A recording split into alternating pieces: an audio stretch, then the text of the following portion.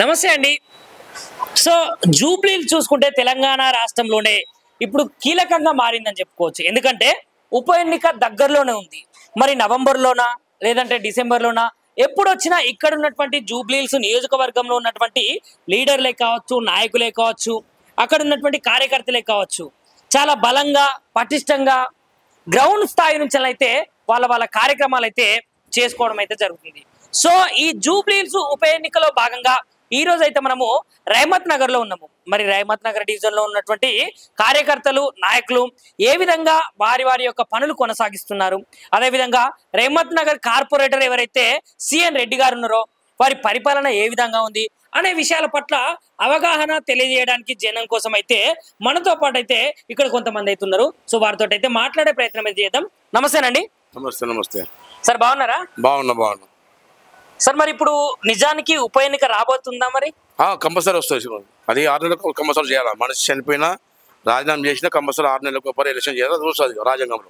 Okay sir, మరి జూబ్లీహిల్స్ కు సంబంధించి మరి ఇక్కడ 3 పార్టీలు, 3 అని చెప్పొద్దు, 4వ పార్టీ 5వ పార్టీ కూడా ఎంఐఎం వస్తుంది, టీడీపీ కూడా వస్తుందంట, దాని తర్వాత బీజేపీ, బీఆర్ఎస్, కాంగ్రెస్.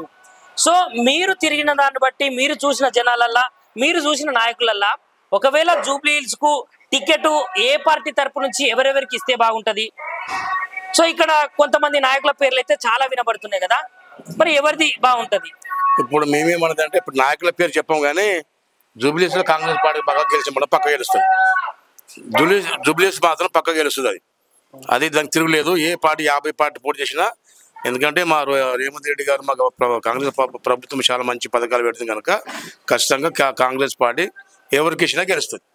ఇది అంటే మీ ఉద్దేశం ఏంటంటే మరి మామూలుగా ఎవరికి ఇస్తే బాగుంటది? ఇక్కడ మేము చెప్పలేము. అది ఎవరికి ఇచ్చినా మా నాయకులు ఎవరికి పని చేసుకుని సాగుతుంది. ఏదో పాటు కాకుండా మా వాళ్ళకి ఎవరికి ఇచ్చినా మేము పని చేస్తాం, పని చేసుకుంటాం. అది అంటే ఇక్కడ ఉన్న విషయం ఏంటంటే మేము గ్రౌండ్ రిపోర్టే కానీ లేదంటే రోజు జనాలలో తిరుగుతున్నటువంటి విషయమే కానీ అందరూ ఏమంటున్నారంటే కాంగ్రెస్ కార్పొరేటర్ ఎవరైతే సిఎన్ రెడ్డి గారు ఉన్నారో, సిఎన్ రెడ్డి గారు జనంలో తిరిగే మనిషి, జనము శ్రేయస్సు కోసం తిరిగే మనిషి, జనాల్లో బాగుంటున్నాడు. మరి సిఎన్ రెడ్డి గారికి ఒకవేళ టికెట్ వస్తే బాగుండు అనే మాటనైతే ఇప్పుడు మేమేమంటున్నామంటే మేము సిఎన్ రెడ్డి బాగా మంచి యాకిడి కార్పొరేటర్ అన్ని మన రైమందారు అక్కడ అన్ని ఎరగడ చూస్తున్నాం బాగానే చూస్తూ. కాకపోతే మేమేమంటామంటే మేము చెప్పకూడదు ఎవరికి ఇచ్చిన హైకమాండ్ ఇక్కడ కాదు, మా స్టేట్ గవర్నమెంట్ కాదు, అది మా ఢిల్లీ నాయకత్వం ఉంది. అక్కడ సీడబ్ల్యూలో నిర్ణయం చేసి ఎవరికి ఇస్తే బాగుంటుందో వాళ్ళు నిర్ణయం తీసుకుంటాం. మేము పేరెంట్స్ చెప్పలేము. ఎవరికి ఇచ్చినా మేము పని చేస్తాం, గెలిపించుకుంటాం. అది గెలిచి 100% అది. ఓకే, ఇక్కడ ఉన్నటువంటి మీకు సంబంధించినటువంటి డివిజన్ల పనులు ఎలా జరుగుతున్నాయి? మరి మాకు రైమంద డివిజన్లో దాదాపుగా నేను మొన్న కూడా మాట్లాడిన మినిస్టర్ ముంగడ మా మీటింగ్ అయితే దాదాపుగా 30 కోట్ల రూపాయలు మా సిఎన్ రెడ్డి గారు కార్పొరేటర్ గారు ఇస్టిమేట్ చేసి మనకి మా మినిస్టర్ లెవెల్లో వాళ్ళ ఆధ్వర్యంలో ఖచ్చితంగా మాకు చైర్మన్ల ఆధ్వర్యంలో 30 కోట్ల అభివృద్ధి పనులు శాంక్షన్ అయినాయి.